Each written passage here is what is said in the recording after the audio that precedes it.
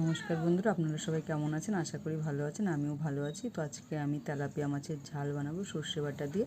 তো দেখুন কি করে বানাই।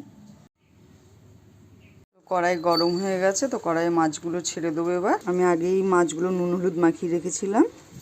কড়াইয়ে মাছগুলো ছেড়ে দিয়েছি। মাছগুলো একটু হালকা করে ভাজবো, কেন কি বেশি কড়া ভাজলে মাছ ঝোলে খেতে ভালো লাগে না। মাছগুলো ভাজা হয়ে গেছে, এবার তুলে নেবো। তেলে জিরে ফোড়ন দিয়ে দিয়েছি। এবার ডাঁটা আর আলুগুলো দিয়ে দেবো। পরিমাণ মতো নুন, হলুদ, একটু হালকা ভাজা ভাজা করে নেবো। কাঁচা লঙ্কা সর্ষেটা বেটে নেবো যতক্ষণ ভাজাটা হয়ে যায়। ডাঁটা আলুগুলো ভাজা ভাজা হয়ে গেছে। এবার সর্ষে আর কাঁচা লঙ্কা বাটাটা দিয়ে দেবো। এর মধ্যে ভালো করে কষিয়ে নেবো। সর্ষে বাটাটা দিয়ে কষানো হয়ে গেছে। এবার পরিমাণ মতো জল দিয়ে দেবো। ঝোলটা ফুটে গেছে। এবার একে একে মাছগুলো দিয়ে দেবো ঝোলে।